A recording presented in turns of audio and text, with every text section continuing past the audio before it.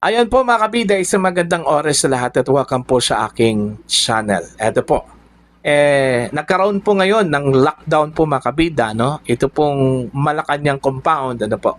Dahil ho sa tensyon na nangyari po, kanina, sa pagitan po ng mga polis at ito pong mga rallyista po mga kabida na nagtangka daw lusubin ito pong Malacanang Palace po, mga kabida. Kung nakita po ninyo, ito pong nangyari kanina, no? Actually, nakita ko yung video, na nagbatuhan po ng mga bato, ng mga bote, Ito pong mga rallyista po mga kabida at dumedepensa naman po itong mga pulis, Okay? Marami hong bato at bote na nagkalat po sa anong tawag po dito? Daan, mga kabida. Alright? Diyan po sa may Ayala Bridge. Okay?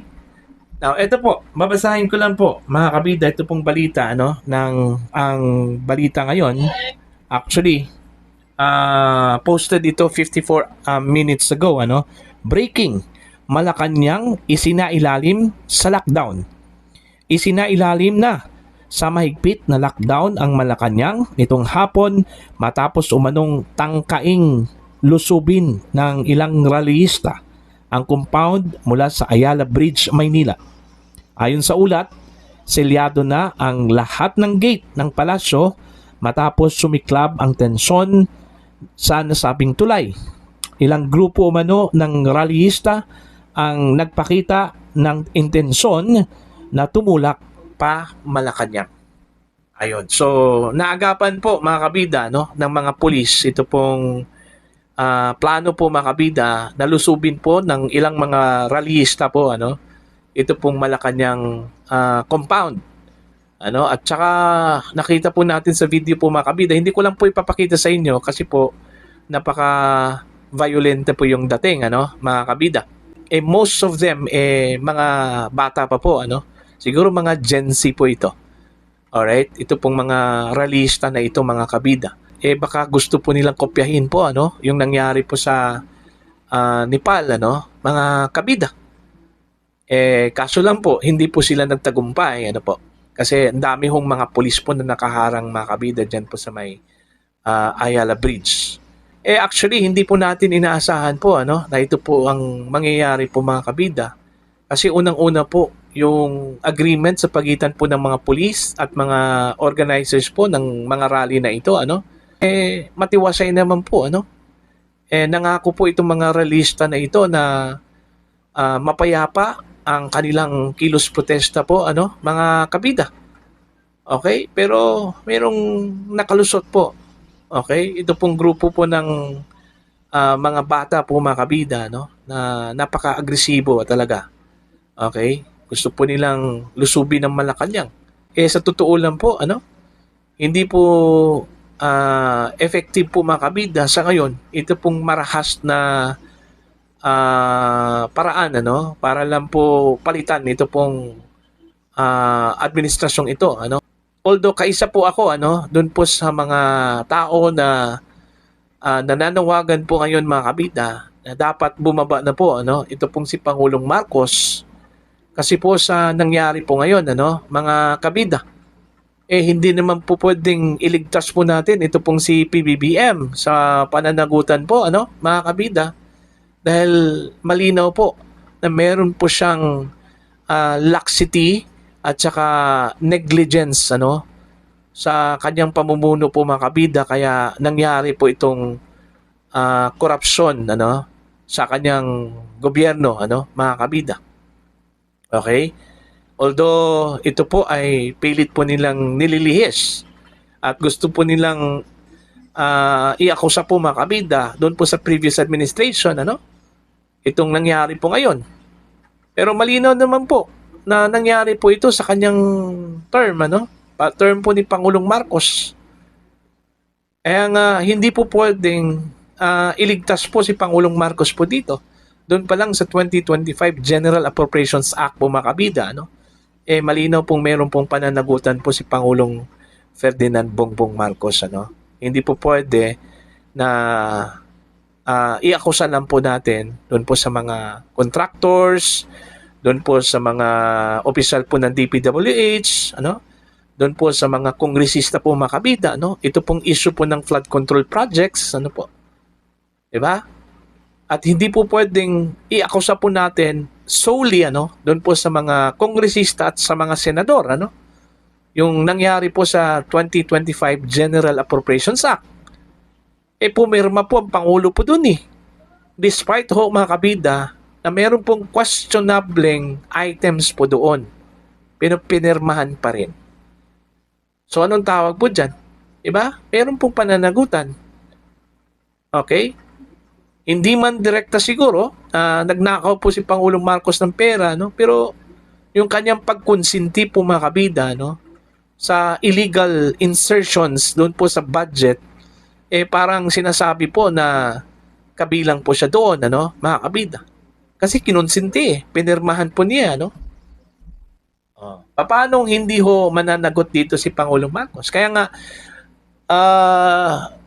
meron pong usap-usapan po, bago po ang rally na ito mga kabida, meron pong sinabi ito pong ilan sa mga organizers na hindi daw specific yung kanilang panawagan, yung target po nila sa rally na ito. Hindi daw anti-Marcos ito, mga kabida. Pero meron po tayong nakitang mga placards po doon eh. In fact, may mga speeches po doon, na nananawagan po mga kabida, ng agarahong pagbaba sa pwesto ni Pangulong Ferdinand Bongbong Marcos. Kasi kahit na po sabihin po ng ilang mga rallyista, ilang mga organizers po na mostly na siguro kaalyado po ni PBBM, mga kabida, na hindi ho nila gustong bumaba sa pwesto si Pangulong Marcos. Hindi talaga ito maitago po, mga kabida. Kasi ho, alam niyo ba kung bakit po ayaw po ng ilang mga organizers na bumaba itong si Pangulong Marcos po mga kabida at ayaw po nila ang panawagang bumaba sa pwesto, Kasi po, alam po nila ang makakabenepisyo po dito, ito pong si Vice President Sara Duterte. Kasi the moment na bumaba ito sa pwesto, ito pong si PBBM, automatic po mga kabida, maging Pangulo po itong si Vice President Sara Duterte. At yun ang ayaw po nila. Okay? Yun yung ayaw po nila. Ayaw po nila kay Vice President Sara Duterte. Kaya nga, kahit na ito na po yung nangyari, tad-tad po ng korupsyon, ito pong administrasyon na ito, ipilit po nilang linulunok ito mga kabida kahit nasusukan na po. Ito pong mga tao na ito, mga kabida. Okay? So, yan po, So, abangan na lang po natin ang magiging ganap, I think until mamayang gabi ata ito pong kilos protesta na ito, mga kabida.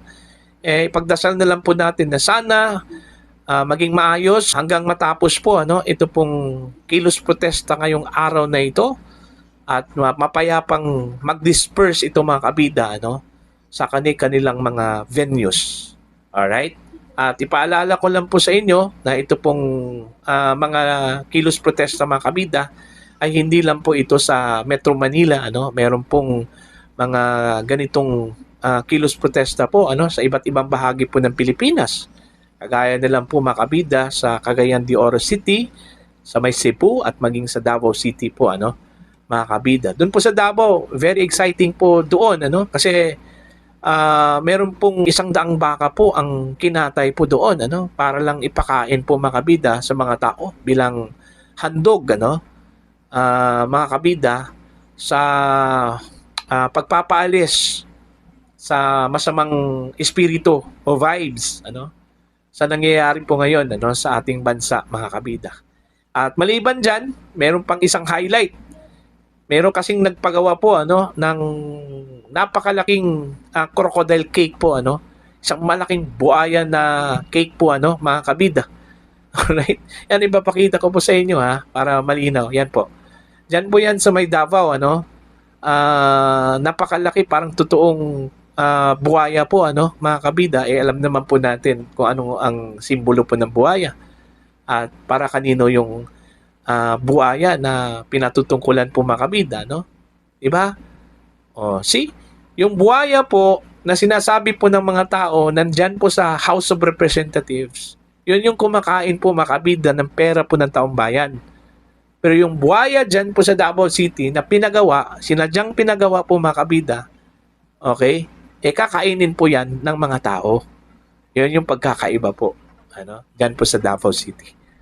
So, yun lang po, mga kabida. Para po sa inyo, ano po ang inyong opinion at pananaw po, dito ho sa nangyari hong lockdown dyan po sa Malacanang Palace po mga kabida at tangkang paglusob po ng mga rallyista dyan po sa may Ayala Bridge. Please comment down. Sa mga hindi pa po subscriber sa aking channel, please subscribe. Just click the subscribe button, click the notification bell, click all para updated po kayo mga kabida sa aking mga uploads. Maraming salamat po sa inyo lahat.